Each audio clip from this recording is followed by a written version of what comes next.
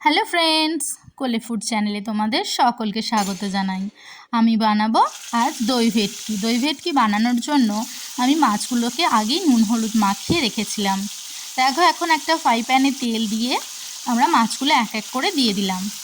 ভেজে নেব মাছগুলো খুব ভালোভাবে। দেখো, মাছের এক দিকটা ভালোভাবে ভাজা হয়ে গেছে, আমরা আর এক দিকটা ভেজে নেব ভালোভাবে।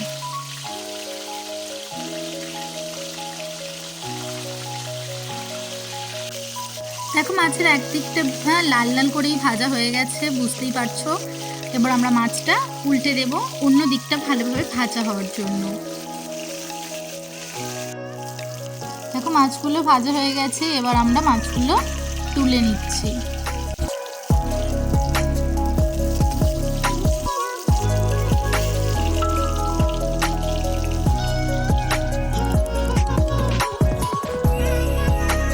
দেখো, মাছ ভাজার পর যে তেলটা ছিল তাতে দুটো গোটা কাঁচা লঙ্কা আর কালো জিরের ফোড়ন দিলাম।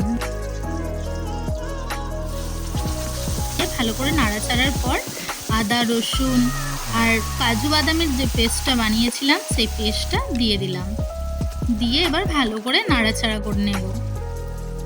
এবার আমরা এক এক করে উপকরণগুলো দেব। উপকরণ বলতে নুন, হলুদ আর লঙ্কা গুঁড়ো, আর অল্প করে একটু দেব কাশ্মীরি রেড চিলি পাউডার।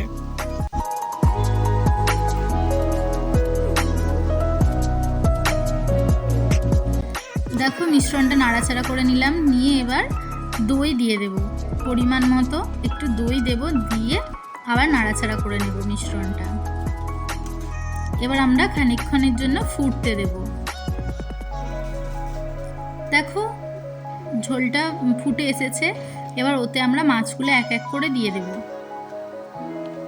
দিয়ে আবার খানিকক্ষণ আমরা ফুটতে দেব, যাতে মাছের ভেতরে নুন লঙ্কার টেস্টটা পৌঁছাতে পারে।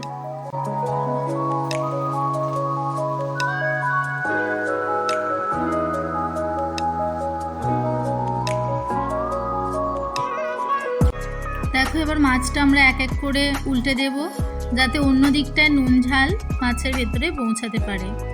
দিয়ে আবার আমরা আরও 10 মিনিট ফোটাবো। দেখো, হয়ে গেছে। এবার আমরা মাছগুলো এক এক করে তুলে নেব।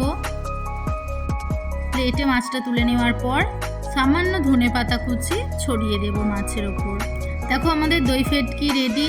দই ভেটকির রেসিপিটা যদি তোমাদের ভালো লেগে থাকে তাহলে অবশ্যই একটা লাইক, কমেন্ট, শেয়ার করার অনুরোধ রইল। তোমরা সাবস্ক্রাইব করতেও ভুলো না আমার চ্যানেলটাকে। দেখা হচ্ছে পরের ভিডিওয়ে। যদি রান্নাটা ভালো লেগে থাকে বাড়িতে অবশ্যই একবার বানিও।